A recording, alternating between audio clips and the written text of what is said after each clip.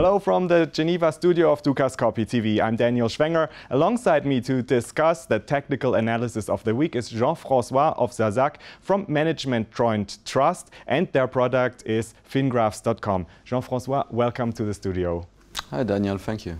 So we are in this period where we now know that US interest rates are not going to be as low as they were, because the QA3 program has been officially ended.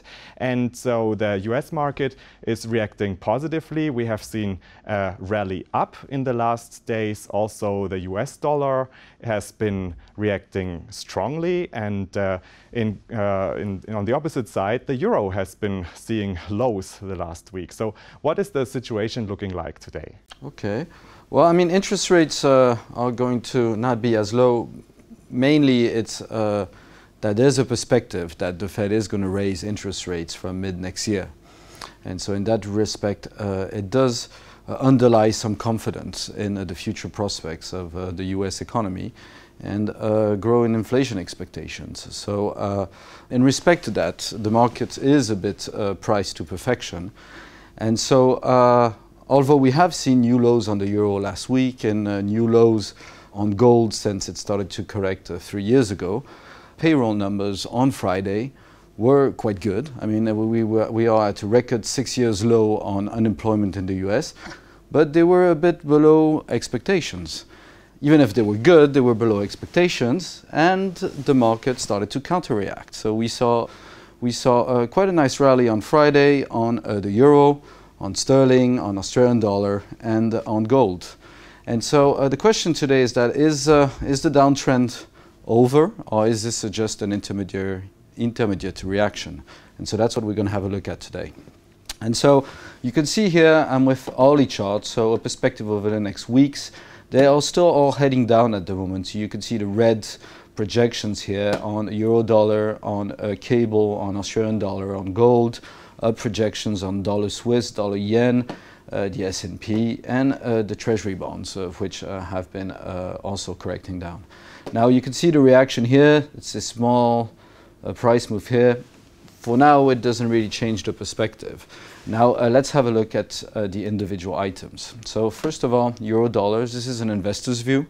An investor's view is a combination of a weekly, a daily, and an hourly chart. And what we mean to do here with these three frequencies is to give an at-a-glance view of how the trends interplay. So in a matter of seconds, you can analyze what's the trend situation. So we're still in a long-term bear, in a medium-term bear, and a short-term bear. So a probable continuation downtrend. The weekly is heading lower and does have potential below the 120s down to 111 over the next quarters. So just a small rally on Friday doesn't change much in that perspective. On the dailies, we're still heading lower. We think there's still a few months to go with possible targets towards the 120. Now, there's some short-term exaggerations here. As you can see, our risk index is far in the green, so it might be a nice time to see a bit of a reaction up. And this could last a week or so to the upside. Now the hourly hasn't turned yet, but as you can see, our risk index was very much into the green here. Basically, our trend indicator hasn't changed yet. It had pretty much reached its objectives between 124 and 122.70 here.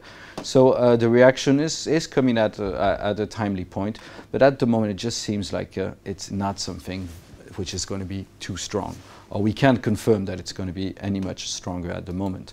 Might be interesting to look at a trader's view. And a trader's view is a combination of a 60-minute, 15 minutes, and 4-minute chart. The 60-minute is still heading lower. It does have quite a lot of exaggeration here, hence the bounce back that we're seeing at the moment. Just to get a first guideline of where we could be going, this is the 15-minute chart, and it's now in an uptrend, an impulsive uptrend.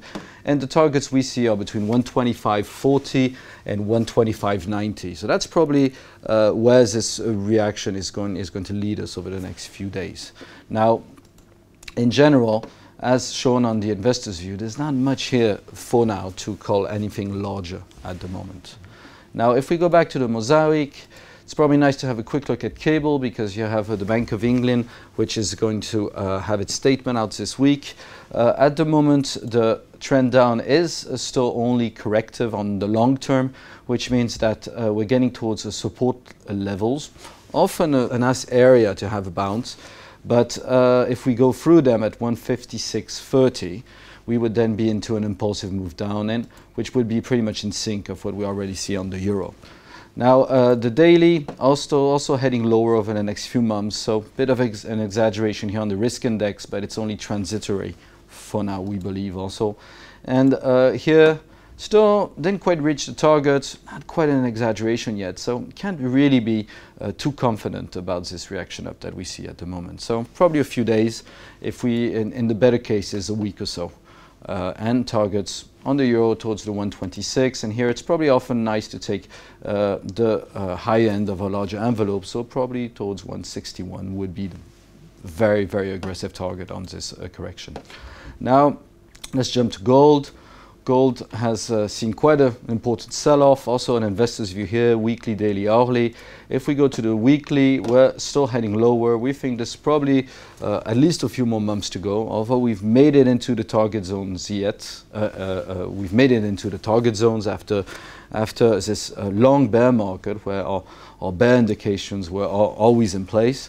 And we're quite oversold, getting to a point of stress here. So we're getting to a point where in the next few months we should see some kind of a reaction. Now it doesn't seem that we're quite there yet. We've entered the higher range of the targets around 1165, but we could still go down below 1000 with a 950 target, and in the worst case here. So at the moment still also going lower here on the daily charts. Targets are probably towards 1110 over the next few months. You can see the nice reaction here on stress, meaning the two envelopes were touching each other, and on the risk index, which was heavily oversold. You could also see it here with some exaggerations here, but at the moment we still confirm that even on an hourly basis the trend is still heading lower. Also important towards the end of the week is that we're going to see the French and German GDP numbers coming out. Are they going to confirm the bounce on the euro, or are they going to infirm it and lead the euro lower? That's going to be an interesting one. We're also going to see on Friday manufacturing sales and retail sales, which will confirm if or reconfirm either that the US is doing very, very well, or that we have some ground for concern. Now maybe on this point, let's turn to the equity markets. We've seen this is also an investor's view with a weekly, a daily, and an hourly chart. The weekly, we believe may still have some potential over the next quarters. Now, this is an impulsive 2 target. This is almost aggressive targets, meaning that it's quite overextended already. So take them with a pinch of salt, but they theoretically could lead us above 2,200. Now, the daily, again, is in an overbought situation, some stress on the envelopes. Usually when the smaller envelope is heading up so aggressively, it takes time to turn, but you could at least expect some kind of a reaction down. And also here to confirm that the hourly is pretty much in the target zone. So it would be a nice point to have a few weeks of consolidation down. So this means we are seeing a correction right now. Yes, on the euro, on sterling, and on gold, we think it is a correction. It's probably not quite finished, but we think it's only a correction for now. And this might lead to a bit of consolidation over the next week or so on equity markets. Jean-Francois Owczarczak from Management Joint Trust and fingraphs.com, thank you very much for your expertise today. Thank you, Daniel. And thank you for watching. Do make sure to keep clicking back on the Dukascopy website for latest analysis and updates. Have a great day and see you next time.